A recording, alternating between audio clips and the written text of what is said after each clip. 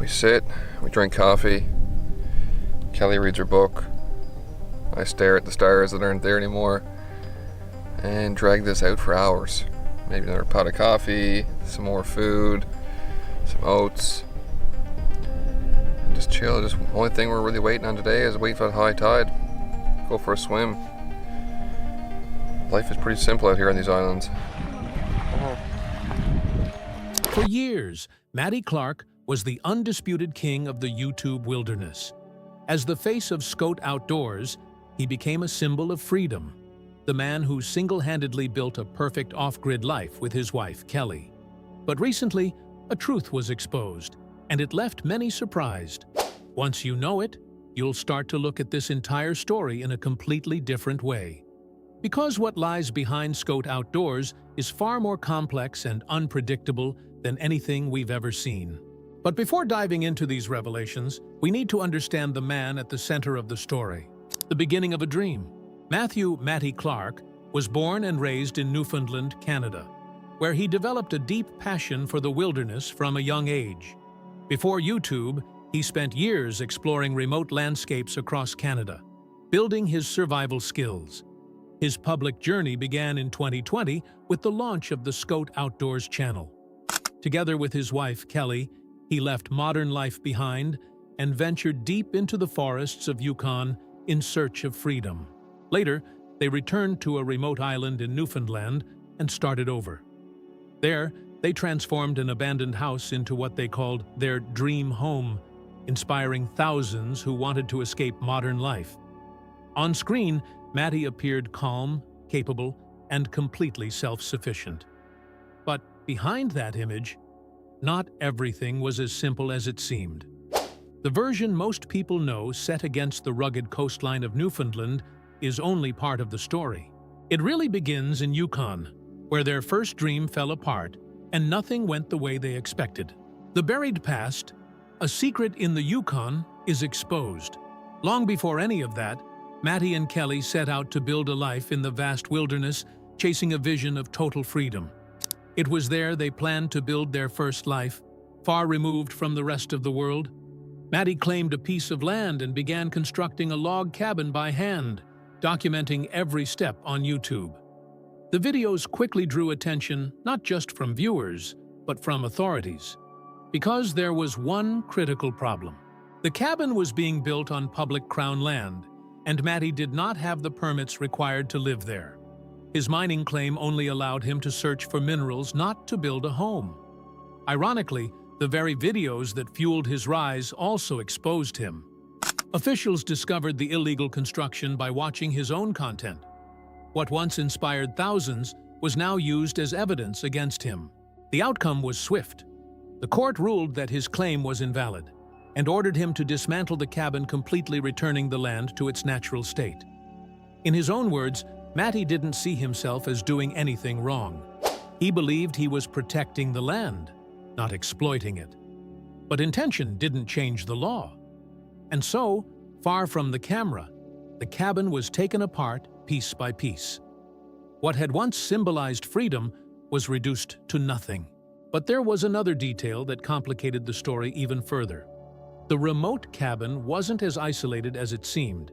In reality, it stood less than a kilometer from other camps and structures, a detail never shown on camera. The image of complete isolation had been carefully framed. The Yukon dream was over. Not just the loss of a cabin, but the collapse of everything it represented. The Newfoundland chapter, a new dream and hidden pressures. After their failure in Yukon, Matty and Kelly left with what little they had and returned to Newfoundland, Matty's home. It's a harsh land of cliffs and unforgiving weather where people are used to a hard way of life. Going back wasn't just a change of location, it was a chance to start over.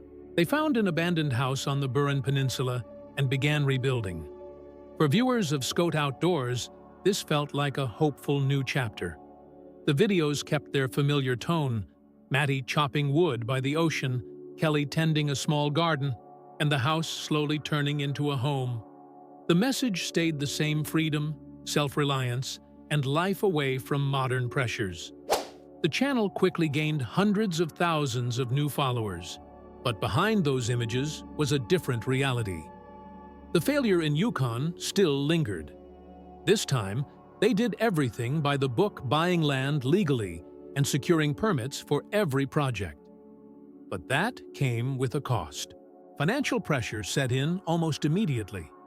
Land, materials, tools, and essential off-grid systems all required significant money. At the same time, maintaining a self-sufficient life proved to be just as demanding.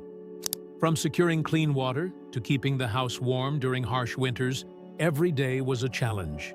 The shift from legal trouble in Yukon to daily survival in Newfoundland happened quietly, mostly off-camera. Viewers still saw a peaceful life, but not the sleepless nights over money, the equipment failures, or the constant pressure of balancing survival with content creation. The life they present still looks like freedom, but the real cost is money, physical exhaustion, and mental strain, things the camera rarely shows. The silent struggle, the financial reality of off-grid living.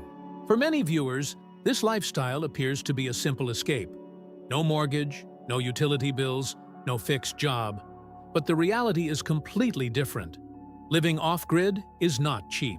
It simply replaces one set of expenses with another, often higher and far less predictable.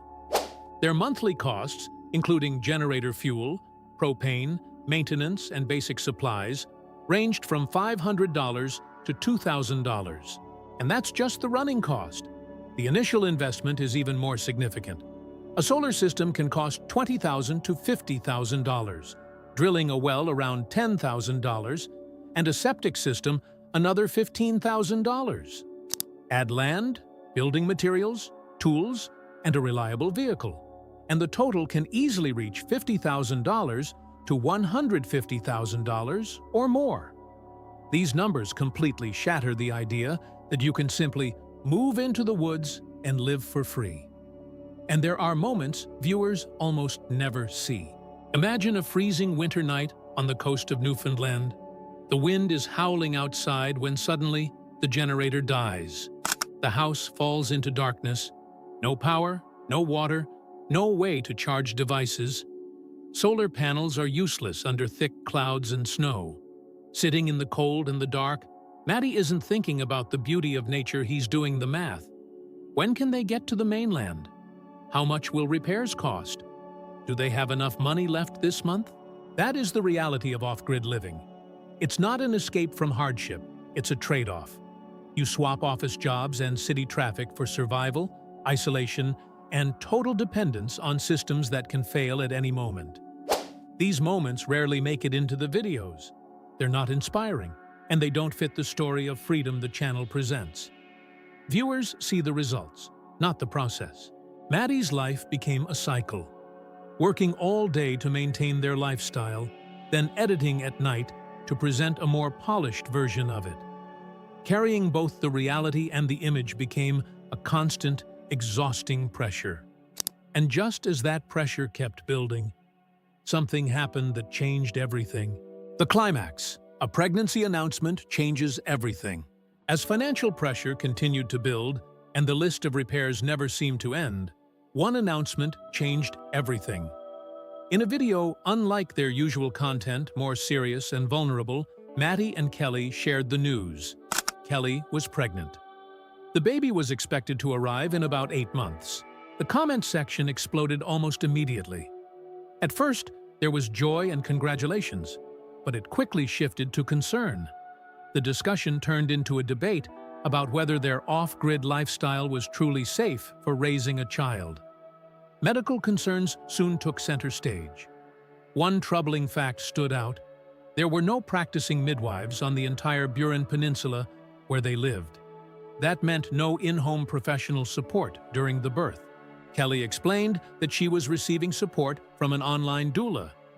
But while a doula can offer emotional and informational support, they cannot perform medical interventions. This only increased concern. Questions began to flood in. What if there are complications? Where is the nearest hospital? How would they handle an emergency on a remote island? Rumors of an unassisted birth began to spread, and the tone grew tense. For many viewers, This no longer felt like an inspiring journey. It began to look like a risky decision. This shift was also visible in their newer videos. One striking image showed Kelly standing on the island, holding her pregnant belly as the wind of Newfoundland blew through her hair, staring out at the ocean. In the background, Matty worked urgently, trying to install a hot water system and proper drainage. These projects were no longer about building a dream home. They had become a race against time to create a safe space for their child. The pressure had completely changed. It was no longer just about fixing a roof or keeping the generator running. It was about the responsibility of a new life in a challenging environment. They were no longer just surviving, they were preparing to become parents. And with that came a bigger question. Can someone who can build a house with his own hands truly be ready to build a life for a child? The future in question, parenthood and the fate of Skote Outdoors. Matty Clark is a man of action. He knows how to fix engines, cut down trees, and build a house. His skills lie in mechanics, construction, and survival. But fatherhood requires something different: patience, empathy, and the ability to function with little sleep. And the community began to question whether he was ready for that. The conversation quickly shifted. Instead of discussing chainsaws or building techniques, people began asking, what kind of father will Matty be? One comment captured it well. He can picture himself playing with his child in a few years, but can he picture changing diapers at 3 a.m. in a snowstorm? Soothing a baby crying for hours? The same viewers who once admired his physical endurance were now questioning a different kind, emotional endurance. This challenge also raised questions about the future of the Skote Outdoors channel. Would it shift from off-grid content to a family vlog? Many viewers had subscribed for building, nature, and survival, not daily family life. More importantly, it brought up concerns about the child's privacy. Would the child's life become content? Would it be monetized too early? The community became divided. Some were excited, while others were uneasy. One longtime viewer wrote, "We watched them build a home. Now we're watching them face a bigger challenge, building a family.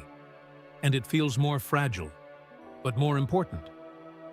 For Matty, the pressure is no longer just about maintaining an off-grid life.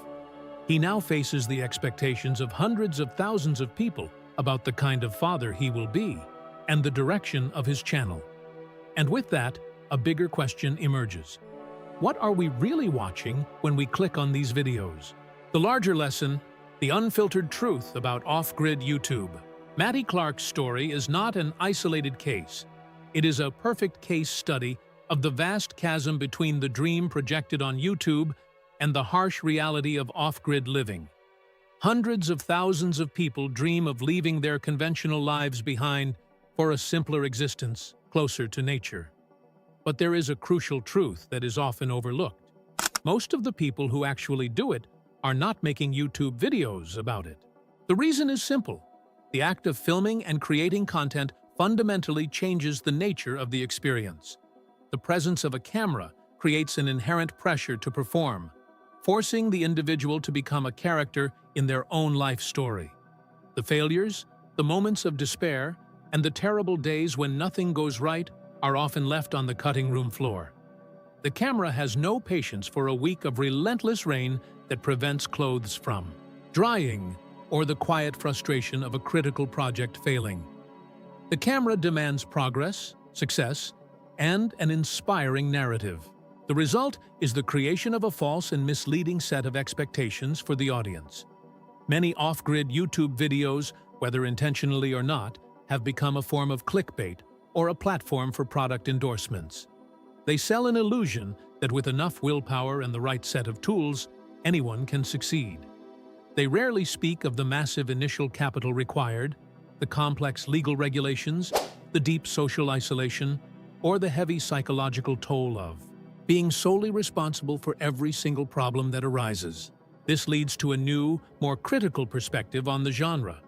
While it has inspired many, it can also be harmful by oversimplifying a lifestyle that is extraordinarily difficult.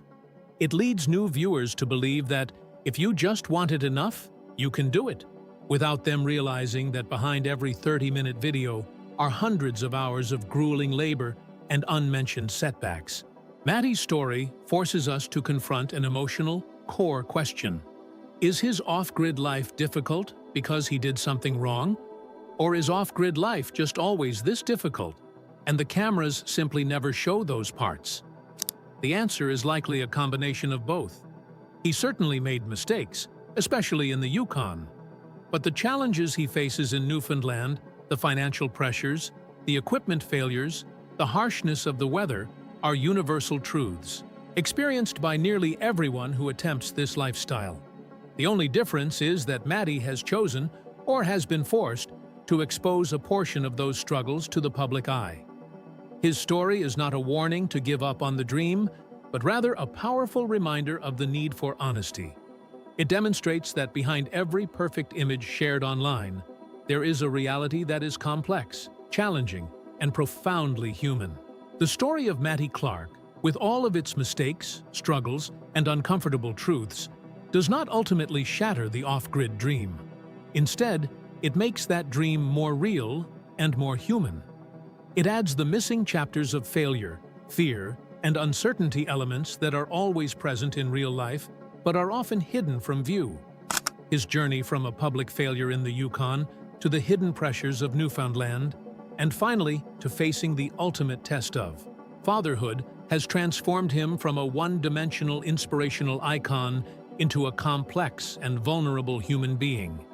He has shown us that a real life, whether it is lived in a city apartment or a remote cabin, is always a messy and beautiful mix of triumphs and tribulations. With this, we have come to the end of this video. If this story gave you something to think about, please hit the like button. Share your thoughts on Matty's journey and the realities of off-grid living in the comment section below.